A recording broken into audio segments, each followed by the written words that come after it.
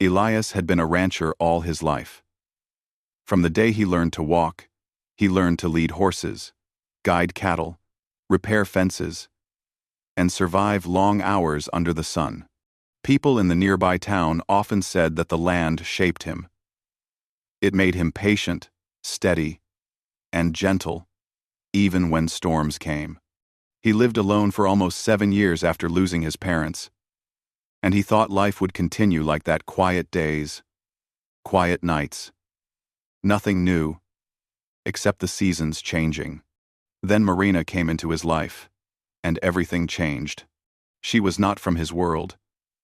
She grew up far to the north, in mountains where winters were cruel and summers short. People who lived there grew big, strong, and tall because they worked from childhood, lifted heavy loads, and walked steep slopes every day. When Elias first met her, he thought she looked like a moving piece of that mountain: tall, powerful, but surprisingly shy. She kept her eyes down, her hands folded, and spoke softly, as if she feared breaking the air around her. They married after months of long talks, letters, and slow understanding. Their wedding was small, with only a few neighbors and her single cousin visiting from the mountains. When she stood beside him in her simple dress, she looked uncertain but hopeful, like someone who wanted a new start but wasn't sure if she deserved it. Since that day, she had been living with him, learning ranch life one step at a time. She helped with animals, cooked simple meals, swept the porch, and listened carefully whenever Elias explained something. She obeyed instructions quickly, almost too quickly, as if she feared mistakes would push him away. And although she was physically strong, she moved with care, always aware of the space she took, always cautious not to bump into things or make loud noises. Elias admired her gentle nature, her effort to fit into a world that was completely different from her own.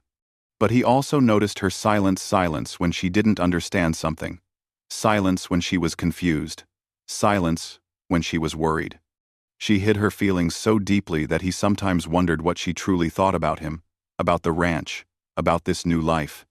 He tried to give her time, space, and comfort. He didn't rush her with anything. He spoke softly, worked beside her, and showed steady kindness. He believed patience was the best way to help her adjust. But inside him, slowly, quietly, something was building. It wasn't anger. It wasn't frustration. It was fear. Fear that he wasn't reaching her. Fear that she was trying too hard to please him. Fear that he was losing her before their marriage even had a chance to begin. For days he carried this unspoken worry, pretending everything was fine. But each night, when he lay in bed, he thought about the distance between them. They slept in the same room, but felt separated, like two people living behind invisible walls. He wanted to understand her, to know what scared her, to know what she wished for. But every time he tried to talk deeply, she lowered her gaze, apologized, and hurried away. On the 7th evening after their wedding, Elias sat at the dining table long after finishing his meal. Marina stood by the counter, washing dishes, her strong hands moving slowly. He watched her shoulders tense, her muscles tightening gently each time she sensed his eyes on her. She was afraid of something, but she would not say what. Elias felt a weight in his chest, heavy, pressing, impossible to ignore any longer. He realized he could not keep quiet. The silence between them was growing, and he needed to stop it before it swallowed both of them. After she finished washing the dishes, Marina dried her hands on a small cloth. She turned to walk away, but Elias spoke softly. "Marina, wait a moment." She stopped instantly, shoulders stiffening. She turned halfway, not fully, as if unsure whether she should face him. Elias stood up slowly, not wanting to scare her. He moved toward her with steady steps, hands relaxed at his sides. When he reached her, he took a gentle breath. "I can't hold it any longer," he said quietly. Her entire body froze. She looked at him with wide, worried eyes, as if she was sure she had done something terribly wrong. Her hands gripped the cloth tighter, wrinkling it. She swallowed hard, her throat moving stiffly. She waited for him to continue, but fear rushed into her expression before any words came. "I'm sorry," she whispered, even though he hadn't said anything else. Elias's heart tightened at the sound of her voice. She apologized before hearing the truth, which meant she expected blame. She expected disappointment. She expected that she failed him. It pained him deeply. "No, no," he said softly, raising one hand in a gentle gesture. "I'm not upset with you. Please don't think that." But Morena stepped back slightly. Not far, just enough to show caution. She lowered her gaze again, staring at the floorboards as though they held the answer she feared. "I didn't mean to do anything wrong," she said shakily. "If I did, I will fix it." "Morena," Elias murmured, taking another calming breath. But she didn't believe him. Not yet. She bit her lower lip, trembling faintly. Her mind was racing. She grew up in a place where emotions were rarely spoken. People expressed feelings through work, through silence, through duty. Whenever something troubled them, they hid it, buried it, or carried it alone. Because of that upbringing, she had no practice in sharing fears, doubts, or personal struggles. And now, standing before her husband, she felt unprepared. Elias saw all of this in her eyes, the hesitation, the confusion, the fear of failing. This made his chest tighten even more, because he realized how much pressure she placed on herself. He wanted to speak honestly, but he also didn't want to hurt her, so he said the first thing he could manage. I need to tell you something from my heart." Morena's shoulders rose slowly, as if she was bracing for bad news. She straightened her back, hands still clutching the cloth. She lifted her gaze, but only halfway, as though she feared full eye contact. Elias opened his mouth to speak, but the moment he saw her frightened expression, his voice faltered. He didn't want her to misunderstand. He didn't want his honesty to cause her more fear. Morena took his hesitation as confirmation of her worst thoughts. She stepped back another small inch. "I knew it," she whispered weakly. "I'm not good enough for this place. I'm not fitting in. I don't know the right ways. I don't know your world. I'm trying. I really am. But maybe it's not enough." Elias felt his heart break in that instant. He shook his head quickly and stepped forward gently, careful not to startle her. "That's not what I meant at all," he said. "You're doing everything right. You're trying so hard, and I see it. I appreciate it. I respect it. You haven't disappointed me, not even once." She blinked, confused. This was not the answer she expected. Her lips parted slightly, as if preparing to ask something, but no words came out. Then the room grew heavy with silence. Elias had more to say, but his emotions were tangled. Morena wanted to listen, but her fears clouded everything. The quiet stretched too long. Morena finally stepped away fully and moved toward the bedroom. "We can talk tomorrow," she whispered, voice shaking. Elias reached out halfway, wanting to stop her. But he didn't want to force anything. He let his hand drop slowly. "All right," he said softly. "Tomorrow." She disappeared into the room. Elias stood alone in the dim kitchen, staring at the empty space she left behind. His words felt trapped in him, heavy and restless. He wanted to tell her the truth, that he feared losing her emotional closeness, not that he was unhappy with her. But the moment had slipped away. Later that night, when he finally entered the bedroom, Morena was lying on her side, facing away. She wasn't sleeping. Her breathing was too uneven. Elias lay down carefully, leaving a little space so she didn't feel pressured. His eyes stared at the ceiling, thoughts circling endlessly. On the other side of the bed, Morena blinked quietly, staring at the soft glow of the moon outside the window. She wondered if she had ruined something. She wondered if she could ever be the wife he deserved. She wondered why her heart felt so heavy. Neither spoke. Both wanted to. Both feared saying the wrong thing. And as silence filled the room, the night stretched long, slow, and uncertain, marking the beginning of a struggle neither of them fully understood yet. The next morning began with a strange stillness in the house. Elias woke before sunrise, as he always did. But when he opened his eyes, he noticed Marina was already gone from the bed.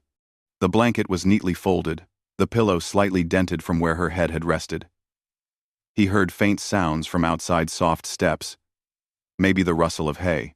She must have gone to start chores early, possibly too early. Elias sat up slowly, rubbing his face. He wasn't angry. He was worried. The look in her eyes last night, the apology that slipped out too quickly, the fear behind her words, those thoughts had followed him into his dreams. Now they followed him into the morning. He slipped on his boots and stepped out onto the porch. The sky was gray-blue, touched with the first hints of dawn. The air carried the smell of cold grass and dust.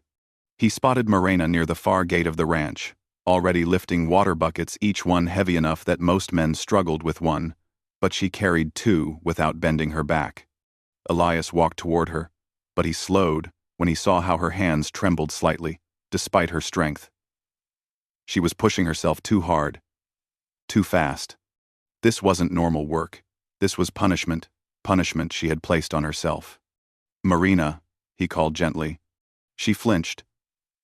Not from fear of him, but from the shock of hearing her name when she wasn't expecting it. She turned, gave a small nod, and forced a faint smile that didn't reach her eyes. "You're up," she said quietly. "I always am," he replied. "You're the one up earlier than usual." Her smile faded. She looked at the buckets, then at him, then back at the ground. "I thought I should work more today," she said softly. "To help." "You already help," he told her. "You don't need to do everything at once." But she didn't respond. Instead, she lifted one of the buckets again, as if the conversation could end simply by her walking away. Elias stepped closer. "Marina," he said again, more gently. "Please talk to me."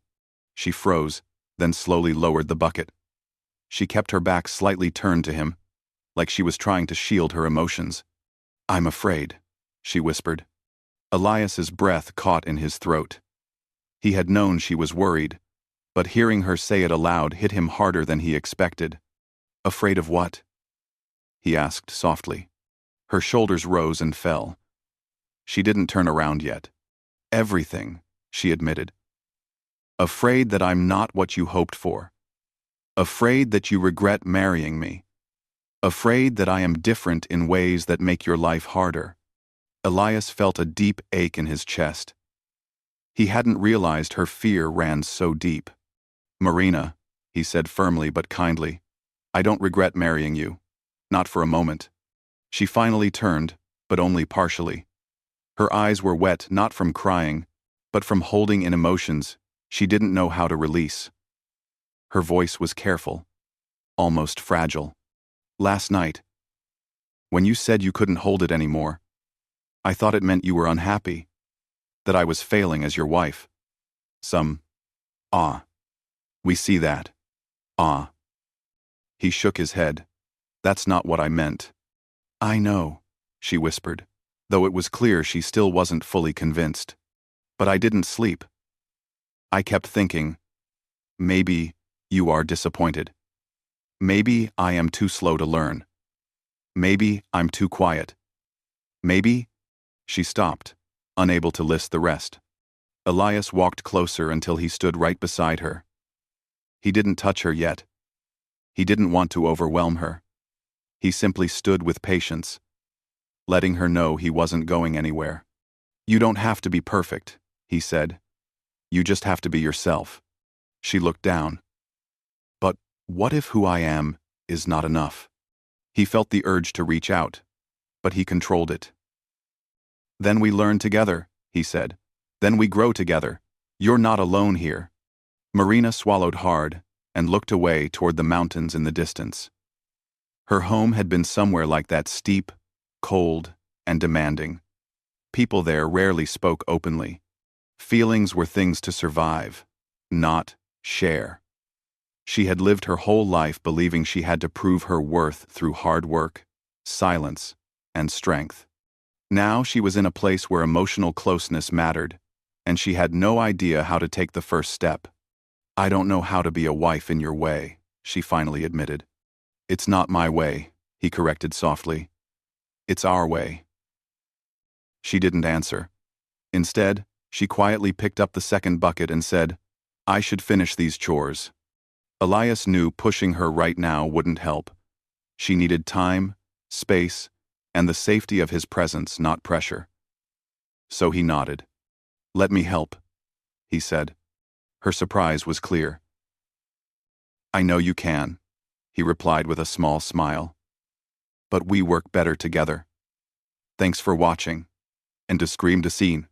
For the first time that morning, her eyes softened. She allowed him to take one of the buckets. They walked side by side toward the animals, not talking, but not uncomfortable either. The silence felt different from last night's silence. This one was calmer, warmer, almost hopeful. Throughout the day, Marina kept moving as if trying to outrun her own doubts. She swept the barn aisle with long, even strokes. She fed the horses carefully, checking each one twice. She cleaned the kitchen, even though it didn't need cleaning. Elias noticed all of it. He wanted to stop her, but he also understood that Marina wasn't ready to be confronted again. Not yet. In the afternoon, he found her trying to repair a fence by herself. She was pulling a heavy plank into place, her muscles tight with effort, her breath unsteady. Elias hurried to her side. "You'll hurt yourself," he warned gently. She shook her head. "No. I can do it. I should be strong enough." "It's not about strength," he said. "It's about knowing when to ask for help." But asking for help was something Marina had never learned. In the mountains, asking meant weakness. Weakness meant becoming a burden. She tightened her grip on the plank and tried again. Elias reached forward and held the other end. "Let's do it together," he said. Slowly, reluctantly, she allowed it. When the fence was finally fixed, she stepped back, wiping her forehead with her sleeve. Her breathing was heavy. Not from physical strain, but from emotional exhaustion. Elias watched her carefully. "Marina, you don't have to prove anything to me," he whispered. She lowered her head. "I don't want you to think I am useless." He felt his heart twist at the word. "You are not useless. You're brave, hardworking, gentle, and stronger than anyone I know. You left your home to build a new life with me. That takes courage." She looked surprised, almost confused, as if no one had ever spoken to her like that. "But last night," she began. "Last night," he interrupted softly. "I didn't explain myself well. That was my mistake. I didn't mean to scare you." Marina's eyes filled with something like relief. But it didn't settle completely. She still hesitated, still tried to hide her emotions behind quiet nods and small steps away. As evening arrived, she cooked dinner quietly, her hands steady, but her mind far away. Elias helped set the table, trying to show through actions what he struggled to express through words. When they sat down, the silence returned, not cold, not angry, but full of unspoken questions. At one point, Marina lifted her head and said, in a trembling voice, "I don't want to be a disappointment." Elias's heart broke for her. He leaned forward slightly, his voice strong but gentle. "You aren't," he said. "Not even close." She blinked rapidly. "I don't know how to stop feeling like I am." "Then let me help you," he replied. "Not by forcing you, just by being here." She stared at him for a long moment. Something softened inside her. The fear didn't vanish, but it loosened its grip a little. That night, when they went to bed, the distance between them was still there, but smaller than before. Marina lay on her side again, but she didn't curl herself into a tight ball like before. She lay softer, almost as if waiting. Elias lay beside her, staring at the ceiling like the previous night. But the heavy worry was replaced with a quiet hope. He didn't touch her or push her. He simply let his presence speak for him. In the darkness, without turning, Marina whispered a tiny sentence that surprised them both. "I'm trying." Elias closed his eyes, warmth spreading in his chest. "I know," he whispered back, "and I'm here." The silence that followed was no longer painful, it was healing. It felt like the beginning of a slow, careful, honest journey forward. The third day began with a cold wind sweeping across the ranch, the kind that pushed clouds low and made the grass whisper. Elias stepped outside after breakfast, but he did not see Marina anywhere near the house. Her tools were gone, her gloves missing from their usual place. He felt a small worry tug at him. She always stayed close when she was uncertain, but today she had disappeared deeper into the ranch. After searching the barn, the shed, and even the kitchen garden, he finally spotted her far away, near the oldest part of the fence line, where a fallen tree had created a wide gap. The fence had needed repair for weeks, but Elias had been saving it for later, when he and Marina could do it together. He never imagined she would try to fix it alone. She stood beside a long wooden plank, her hands wrapped around it, trying to lift it into place. Her breath came out in short bursts. The plank was heavy, too heavy, and she was pushing herself harder than she needed to. Elias felt his stomach twist with a mix of worry and guilt. This wasn't work, this was her fighting her fear, trying to prove something to herself, to him, to the world. He walked toward her quickly, boots crunching on dry grass. She didn't hear him at first, too focused on the plank. When she finally saw him, she froze, like she had been caught doing something forbidden. "Marina," he said breathlessly, "why are you doing this alone?" She shook her head, stepping back from the plank. "I can handle it." "It's not about handling it," he said. "This job needs 2 people." She looked away, her jaw tightening. "I thought, maybe if I did something big, something useful, you would worry less." Elias felt that same sharp ache in his chest he had felt the night before. He walked closer until they were only a few steps apart.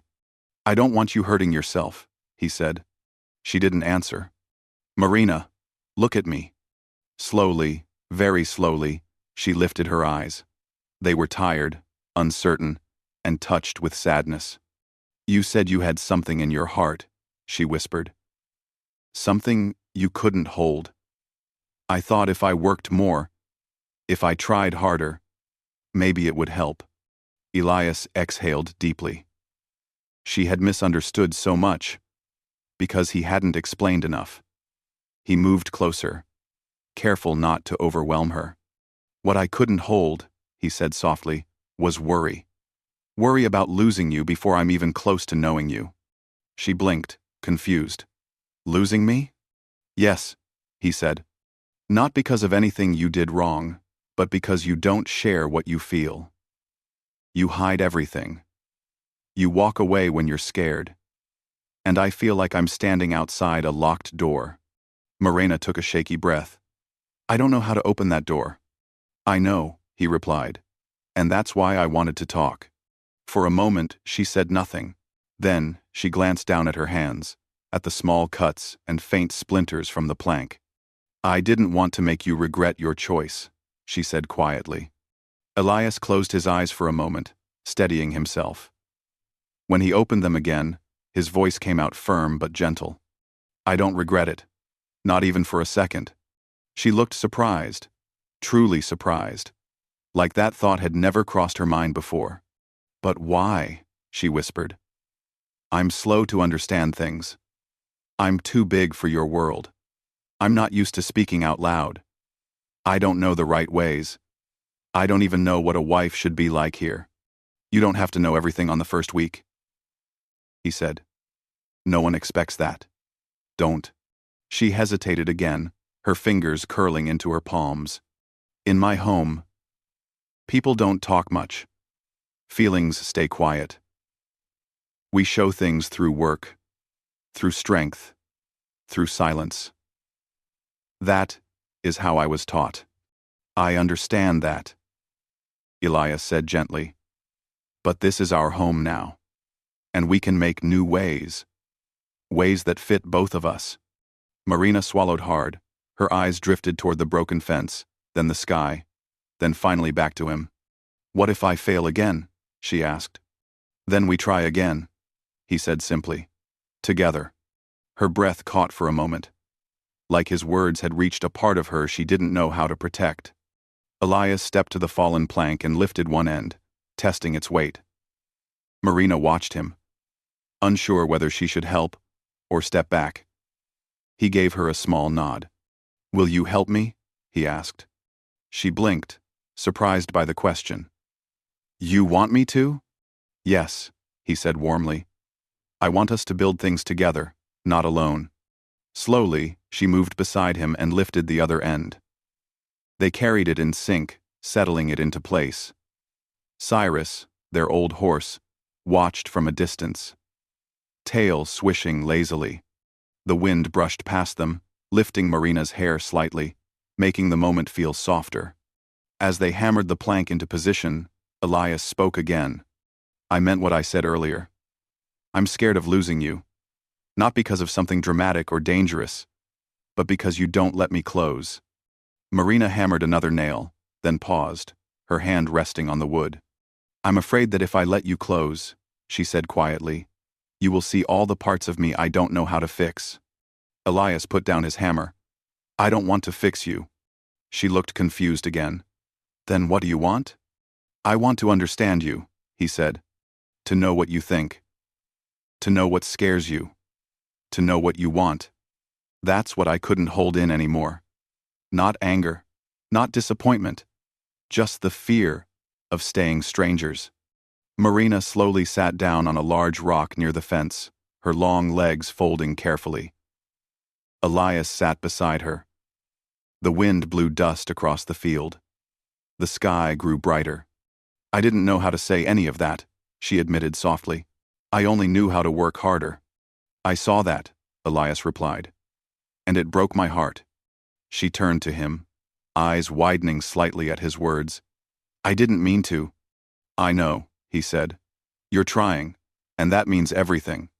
Marina inhaled deeply, holding her breath for a moment, then letting it out slowly, as if releasing days of bottled tension. Her hands relaxed, no longer clenched. I want to learn, she said finally. I want to understand how to talk, how to trust, how to share things.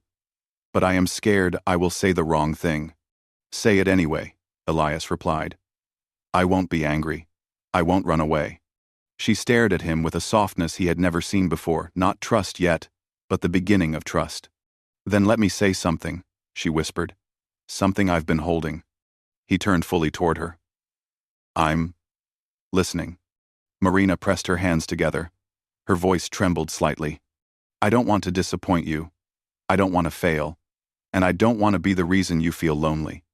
Elias felt warmth rising behind his ribs. You aren't disappointing me. You aren't failing. And you're not the reason I feel lonely. I only felt lonely because I was afraid to tell you these things. They both fell silent for a moment, letting the truth settle between them. The ranch felt different now, lighter, almost calmer, as if the land itself was relieved they had finally spoken honestly. Marina finally lowered her head. I didn't know you were scared. I was, Elias said, but not of you. I was scared of silence. She nodded slowly, understanding. I am scared of talking. He smiled softly. Then we both have things to learn. For the first time since their wedding, Marina smiled too. It was small, quiet, and gentle, but it carried warmth. It made Elias feel like a door had opened just a little. They spent the rest of the afternoon repairing the fence, working side by side in peaceful silence, not the painful silence from before, but a comfortable, shared one. Whenever their hands brushed, Marina didn't jump away. Whenever Elias explained something, She listened calmly instead of nervously. The distance between them shrank, inch by inch. As the sun dipped low and the sky turned orange, they finished the work.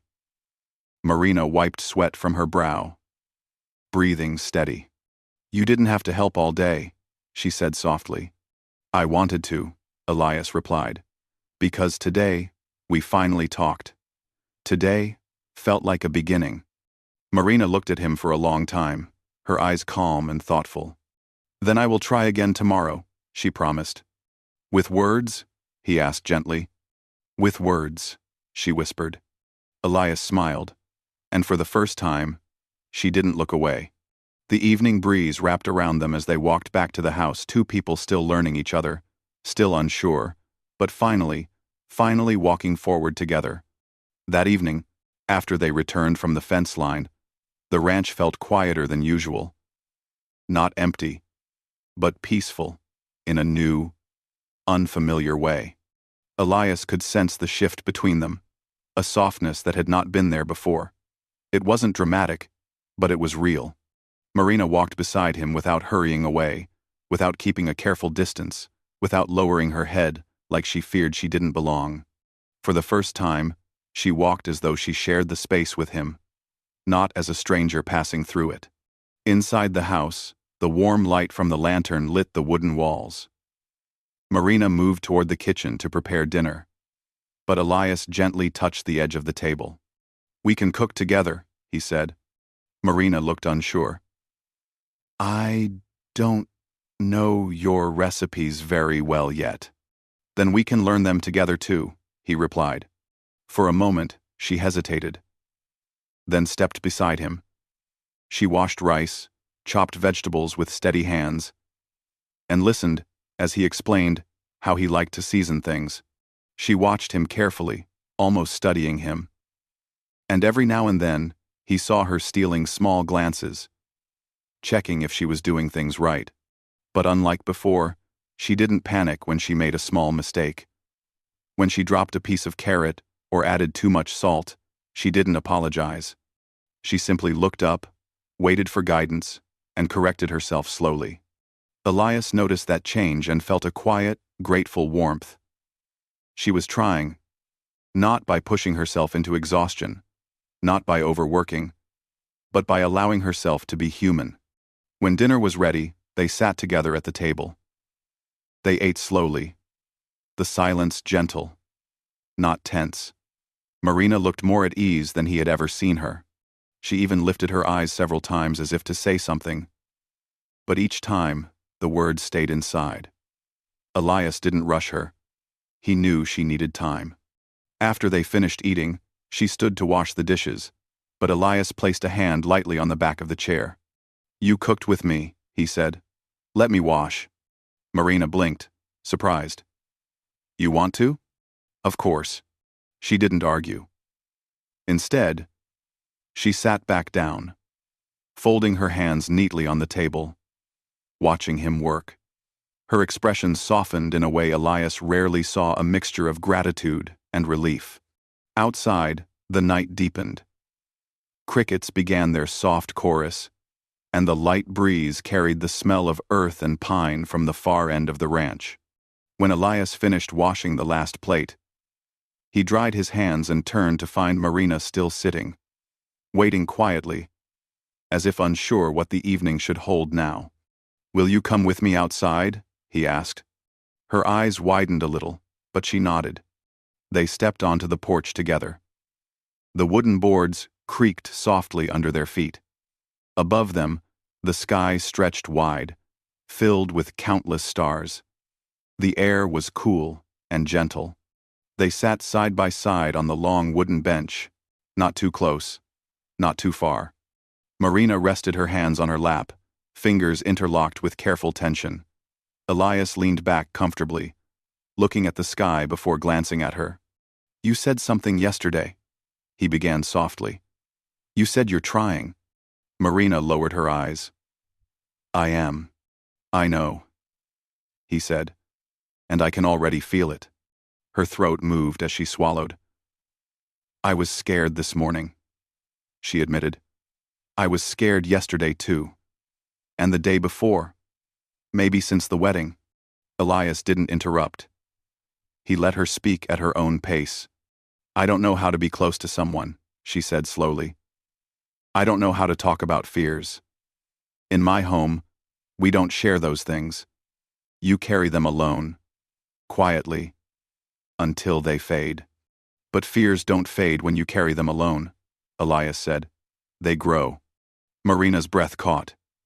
Yes, they grow. She fiddled with the hem of her sleeve for a moment, then looked out at the dark field. When you said you couldn't hold something anymore, I thought I failed you already. I thought you wanted a different kind of wife, someone who knew everything, someone who didn't need time, someone who wasn't me. Elias felt a tightness in his chest again, but this time, it was mixed with relief that she was finally putting these thoughts into words. I want you, he said simply. Not a different version. Not some perfect image. Just you. Marina inhaled shakily. But I am slow with words. Slow with everything. Words can be learned, Elias said. Trust can grow. But none of that starts until we talk honestly. She looked at him, and for a second, Elias saw a flicker of something new, hope mixed with courage. I was afraid of telling you what I feel, she said in a trembling voice. I thought, if you knew, you would think less of me. I would never think less of you for being human, Elias whispered. Marina's lips parted slightly, as if she wanted to say more, but couldn't gather the strength. Elias didn't push. He let the moment breathe. After a long silence, she spoke again. When I came here, she said softly, I felt like the world was too big, too loud, too open. I felt like I didn't fit into anything. I worried that even the house was too small for me. I worried that I might break things. I worried that you were being kind only out of duty. Elias shook his head gently. No, never out of duty. But I didn't know, she said. No one ever explained how to understand such things. Back home, people don't explain feelings. They just endure them. You don't have to endure anything alone anymore, Elias said. Marina looked down at her hands. When you asked me today to help you, not because you needed my strength, but because you wanted us to work together, that made something inside me feel lighter. I'm glad, Elias said. She nodded. For the first time, I felt like I belonged. Not because I worked hard, not because I stayed quiet, but because you wanted me beside you. Elias felt something warm spread through his chest.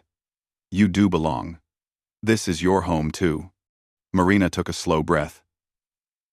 I have time, Elias said simply. As much as you need. She exhaled sharply, the tension easing out of her shoulders. For a moment she just sat there, breathing softly, letting the truth of his words settle into her heart. The night grew deeper. The stars seemed brighter. The world felt calm. Then Marina did something Elias didn't expect.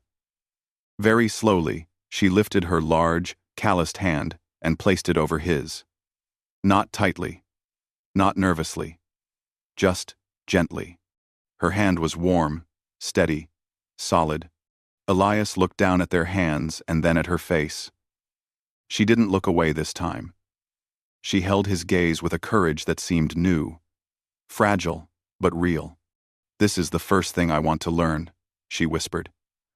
How to sit beside someone without fear. Elias squeezed her hand lightly. You're already learning. She let out a small breath, almost like a quiet laugh mixed with relief. For someone who had lived a life of silence, this tiny gesture meant more than any long speech. They stayed like that for a long time, holding hands under the starry sky, letting the night carry away the last pieces of misunderstanding. They didn't need to talk anymore. The closeness was enough. After some time, Marina leaned her shoulder gently against Elias, not fully, just enough for him to feel her presence. She didn't apologize. She didn't pull away. She simply allowed herself to exist beside him. Without fear. Without hesitation. Elias felt something shift inside him too. The worry he had carried for days began to loosen. The silence between them no longer felt like distance. It felt like comfort. When they finally went inside to sleep, the room felt different. Not larger, not brighter, just warmer. Marina lay on her side again. But this time, she didn't curl away. She stayed close enough for Elias to feel the quiet strength of her breathing. Before closing her eyes, she whispered something softly. "I'm not afraid of tomorrow."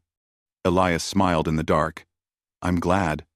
And that night, for the first time since their marriage, both of them slept peacefully. Two people no longer divided by fear, but joined by the slow, steady beginning of real trust.